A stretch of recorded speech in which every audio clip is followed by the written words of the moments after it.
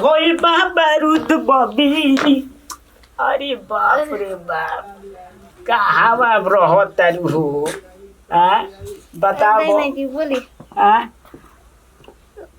काने होने सोने कूदत फानत बारू नाना जी हम बताओ है ने कदम बिहा तक जवानी डिस्चार्ज हो जाए तारा बिहा तक तो हमेशा डिस्चार्ज रहेला और तो तनी दायो तक कर हो तनी चलो बे छोड़ ना जी अबे हमरा इतना टाइम बाद घर में रुआ बानी थी तारा के बताओ होने सोने खोजा तानी एको टाइम नहीं खुदत बताओ पता है दीदी के हो टाइम तोरे थारे बैठल बारी जा और कहे के दीदी बताओ ना शादी भइल बा तारा तो नखी बुझा तो तनी चलो ना एक बार चली हां चली आओ ना हो करे जा तो आवत नहीं का दीदी जी अरे दीदी दी के है दीदी के का चक्कर में पड़ल बारू हो अरे वो हंसी ना जी ये दादा है बुझा तक चलो बहू ना है ना वाला है करे जा एक बार आ जा अरे आवा ना हो अरे एक बार आ जा अरे आओ है ने अच्छा ठीक चली आवत नहीं ये सही तो हम चाहत नहीं तू आवल कर हम हूँ आवल करत नहीं दीदी जी लो अरे का दीदी अपन आई बड़ी सुनो तने दीदी जी का तू हो कबाब में हड्डी बोला होता झूठू के दम मतलब के आओ जरूर मैं छोड़ी अरे हम अरे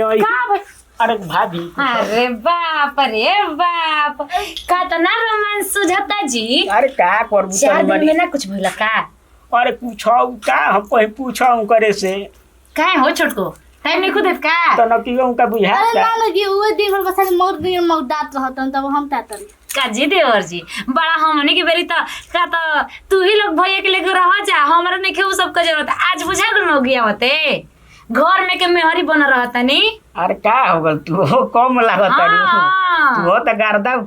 उखाड़ा तार भैया सन सब तरफ भैया ध्यान नहीं खंदा जी एगो रौरा बनी की मेहरी के आगे पीछे डोलते और भैया बंग हमेशा खेते बाधारे रहता अरे ठीक बा जानत नहीं देवर जी हमार बस चल रहित न तो हम रौरे से बियाह कर रहत जी ना भैया के पूछबो ना करती अब ये चलो ना अब देवर जी रौरो गजब के बागे मजाक के हो गइल बानी ठीक है छोटका हम जाता रही आ जा के ओकरा के छोटकी के दे दा चल ना देता अब बाद में उ सब होखेला अच्छा ठीक बा का हो तब जी रो तो बेदिल करवा देनी ना आए दीदी के सामने चल हती अब कहवा हटी कोई बता तो हो मेहरारू बिना तो तबा जल्दी आबो हमारा नींद लागत है